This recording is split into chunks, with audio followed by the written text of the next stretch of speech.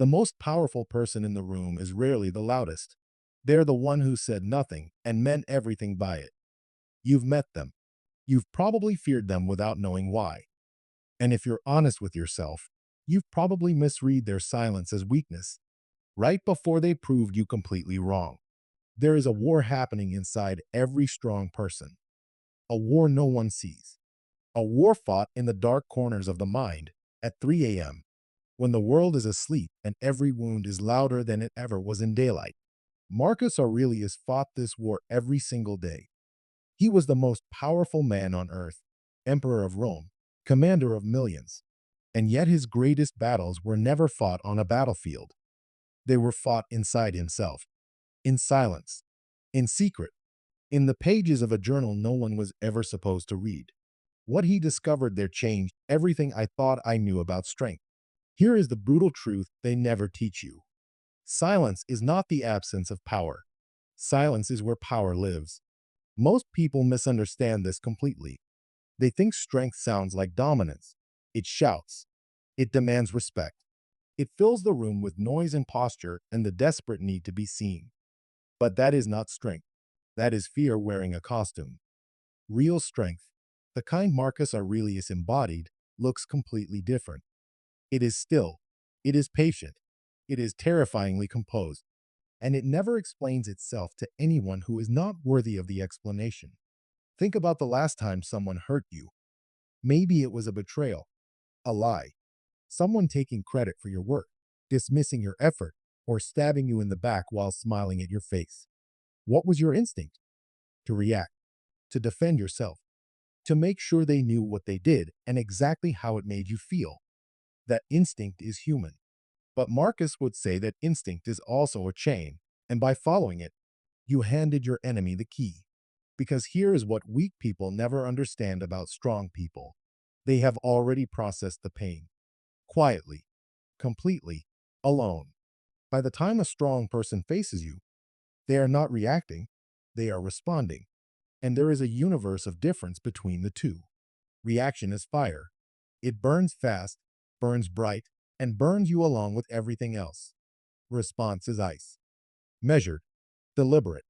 It moves slowly, but it cuts deeper and lasts far longer. Marcus Aurelius spent his entire life cultivating the second. He wrote to himself, not to the world, about how the opinions of others are just wind, noise passing through. How the cruelty of people around you says everything about their interior and nothing about your worth. And how the moment you begin explaining yourself to those who have already decided who you are, you have already lost. There is something uncomfortable I need to say here. Strong people stay silent not because they have nothing to say. They stay silent because they understand something most people never will. That words, once spoken, can never be taken back. That every argument you win by force, you also lose something in. That every time you lower yourself to prove a point, you have already proven a different one entirely.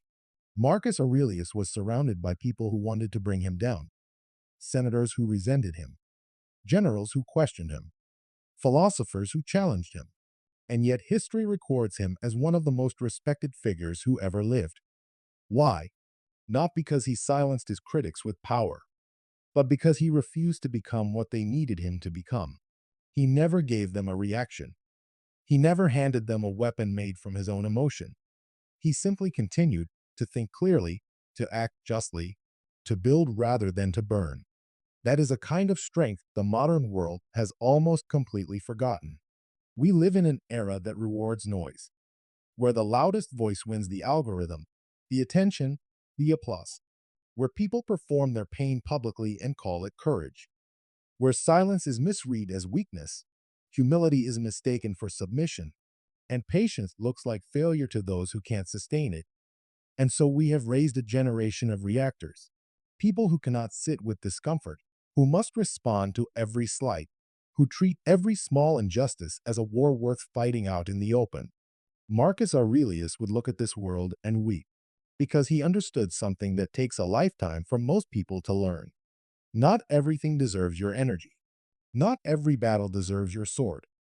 There are people in your life right now, maybe you already know who they are, who exist only to provoke you. They say things designed to make you react. They push in exactly the places where they know you are soft. And the greatest gift you could ever give them is the one you think would hurt them most, your silence. Your silence is not surrender. It is devastation. When you stop reacting, you remove their power entirely. You become unreadable. And to a person who feeds on your chaos, there is nothing more threatening than your peace. But here is the layer that most people miss, and this is where it gets real. The silence Marcus Aurelius practiced was not cold. It was not arrogant. It was not the silence of a person who felt nothing. It was the silence of a man who felt everything and chose, consciously and daily, to transform that feeling into something greater than bitterness. He wrote about grief, about loneliness, about the exhaustion of leadership, about people who disappointed him repeatedly, about watching corruption happen in front of him and knowing he could not fix all of it. He was not numb. He was not invincible. He was human, deeply, agonizingly human. And that is precisely what made his silence so remarkable. It was not effortless. It was earned, every single day. There is a hard truth buried in all of this, one that will sting if you let it. The reason most people can't stay silent when they should, the reason they react, explain, defend, and argue, is not because they are passionate. It is because they are afraid. Afraid that if they don't defend themselves, no one will know their value. Afraid that silence means agreement. Afraid that walking away looks like losing.